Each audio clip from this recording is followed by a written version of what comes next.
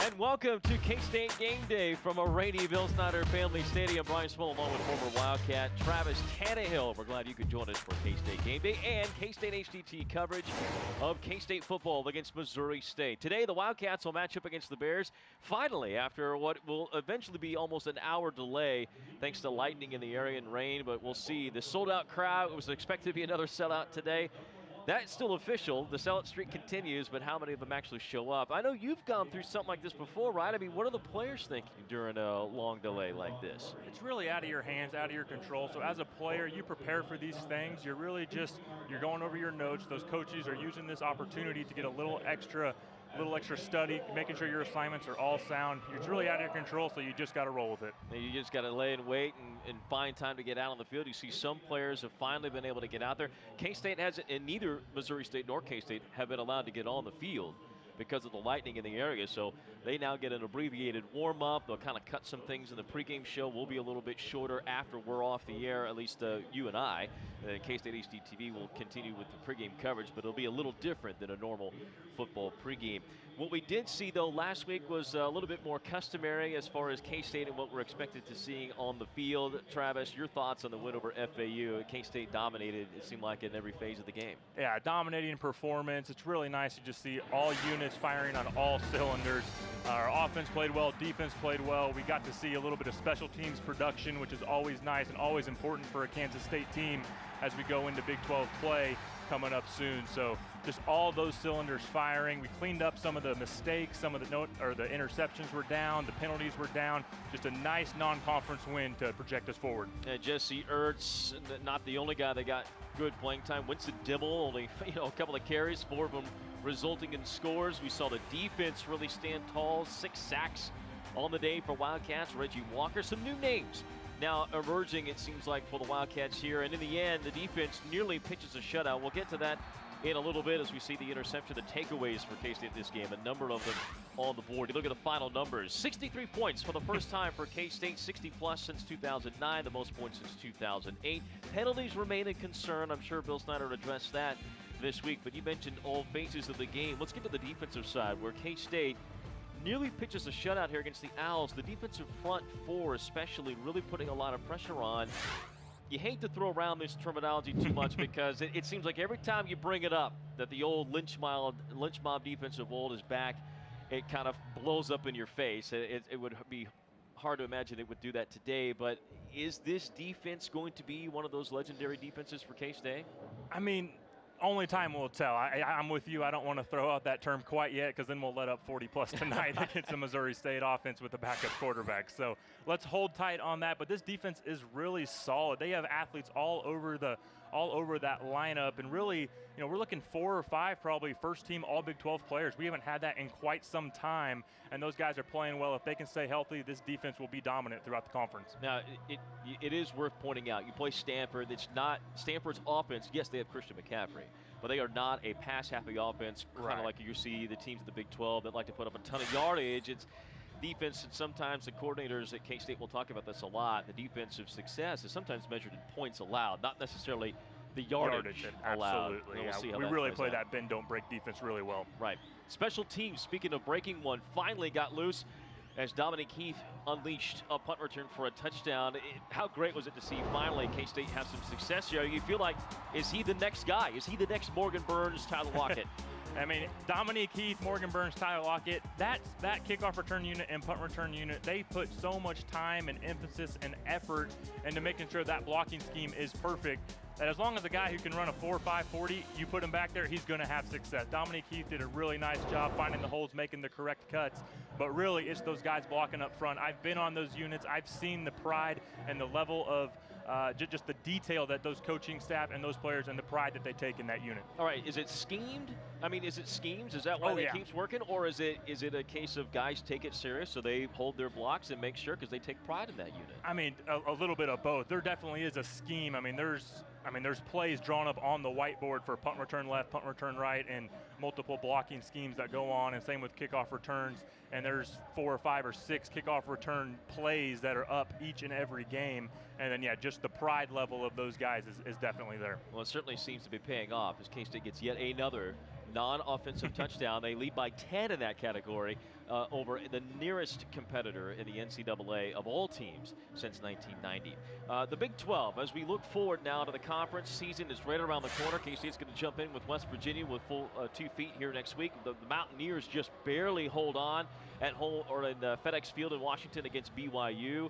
What do you take here from the Big 12? I mean, they've taken their hits publicly and in the media for some of the non-conference losses. Is this now a conference that's up for grabs? I think so. I mean, I was really high on OU coming into the game, and I got to give Bob Stoops a call and tell him to. I'll make his schedule for him. He is killing that Sooner team with their scheduling in the non-conference. But yeah, it really is up for grabs. TCU and Baylor probably still at the top there, as we've seen. But after that, it's wide open. That kind of 2 through 6 medium or the mid of this conference is really up for grab. And if you can find a way to knock off one of those top one or two teams, you can find yourself sitting in first or second of this conference. I think watching West Virginia today certainly lends to a nice storyline next week. I mean, the Mountaineers had some trouble stopping the run against BYU, gave up some really deep throws off play action. We'll see if that is a bugaboo for them when they match up against the Wildcats here coming up in a week or so. But first, they got to take care of Missouri State. K-State does. We'll continue with our coverage here on K-State HD TV with our pregame coverage at K-State Game Day. When we return, Dalton Reisner. We talked about the ground game of K-State, how successful they were, over 330 yards against Florida Atlantic. Reisner, a key part of that offensive line when we return on K-State Game Day. Wildcat fans, your K-State women's basketball team takes on 4-time defending national champion UConn Sunday, December 11th in Bramlage Coliseum. Pack it with purple as Coach Mitty and the Wildcats take on Olympic coach Gino Ariyama and the Huskies. Tickets start at just $8 for adults and $5 for youth. Or purchase a $20 chairback package that includes a t-shirt. Visit kstatesports.com or call 1-800-221-CATS today. Don't miss your chance to cheer on K-State against defending national champion UConn. Playing in Ahern with my teammates means that all of the moments that we've struggled together and how hard we've been working all year is finally paying off, and we get to play for something bigger than ourselves. Here's Sasson with a great finish. When I put on my K-State jersey, I know it's time for everything to finally come together. Our fans, our coaches, our team, the whole K-State family.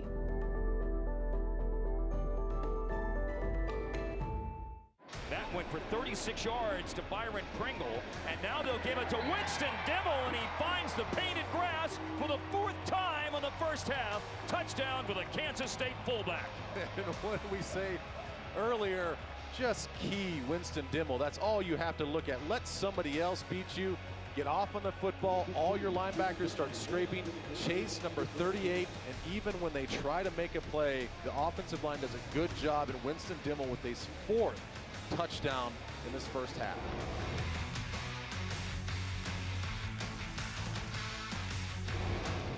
Yeah, you know, I think that there's a lot of positives to build off the season and what we've done so far.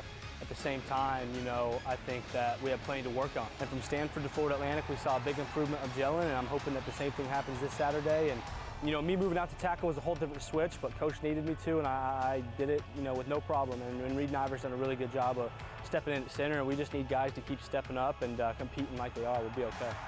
I think Jesse's really underrated, if you would say, in his leadership and on his on-field ability. I think Jesse has made a huge, tremendous difference this year in this football season. Jesse's leadership on and off the field are amazing, and he does a really good job of getting us all going. Jesse does an incredible job, and honestly, as an offensive lineman, there's not anyone else that I'd want to, you know, go out and block for every play.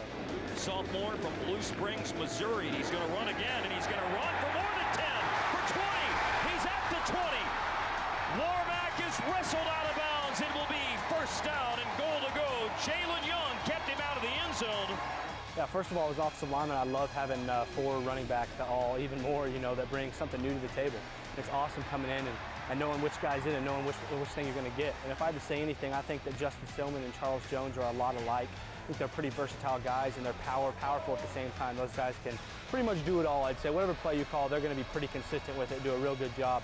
I think Dalvin excels in the draw game and the screen game and all sorts of bubble routes, all the fast kind of plays. Dalvin Womack does a really good job of getting out the gate, really quick, really agile. And Alex Barnes does a good job of being that power back, you know, being strong up through the middle, and he's an all-around back as well. But it's awesome having 4 running backs to do such a good job. you know, I think that if we stick to Kansas State football, that's really going to be the secret to success this year. You know, if we stick to what we do and stay calm out there, there's going to be a team that can stop us. Like Coach Snyder says, it's anyone's game in the Big 12 every year. So many great teams. I think that it can be our year. If we stick to what we do, stick to the run game and keep the run game going, we have a lot of talent this year. And if we can stick to what we do as Kansas State football, being penalty-free and clean that up and running the football and sticking to what we do here, I think we're going to be just fine. Now you can see why Dalton Reisner is a captain on this team, a guy that eloquently puts what K-State hopes to do, and that is pound the ball and really just road grade people. And look what they did against Florida Atlantic, 6.2 yards per carry, and all these guys with big days today. An interesting aspect of this offensive line, you kind of figured that Reisner would be in the middle of it, Travis, and kind of be the anchor, the guy that was the experience coming back, and now he's out on the tackle spot. You got Reed Nybert at center. It doesn't seem to matter. These guys just keep rolling along, and you hope, as young as they are, this is the core of, hey, listen, you're only as strong as you are up front, right? I mean, you know that better than anybody as a tight end lining up next to them guys. Yeah, absolutely. And, you know, making the decision to move him out to tackle, those two tackle positions are so important for an offensive line to get rolling, probably the tackles and the centers. And at the end of the day, you got to find your best 5 offensive linemen, whether you got to shuffle some guys around. And it doesn't matter if you got 2 left tackles that are studs, find a way to move a left tackle over to guard or center and be versatile and move those players over. So the offensive line still has a lot to prove to me. The Stanford game, you know, still wasn't overly impressed with that last week against an opponent that we should physically dominate up front with just our size and our strength, and we did, so that's a good point. But going into this Missouri State game, this Missouri State defense will be more of a challenge than last week, but they really just need to get on pace, on rhythm, and get all their communication figured out before next week. Now, there are a couple of defensive ends of Missouri State that are pretty good, have some good sack numbers. We'll see if K-State can handle them pretty well. And again, it's all about building confidence, too, getting ready for Big 12 play. All right, when we come back, we'll get Travis's players to watch at Keys to Victory before we send you to the rest of pregame festivities before our rain-soaked Bill Snyder Family Stadium finally gets football playing on a Saturday night.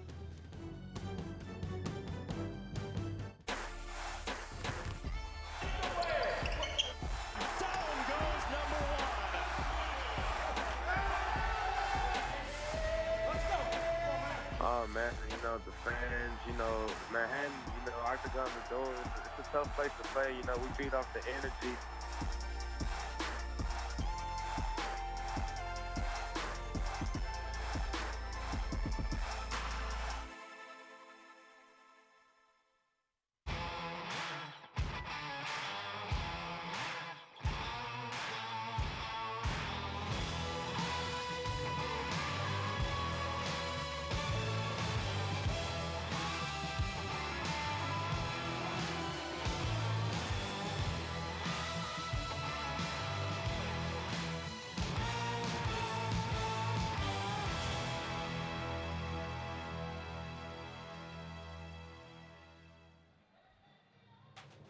Well, the last time Missouri State rolled into the Little Apple, 2012, a guy by the name of Colin Klein was throwing to that guy.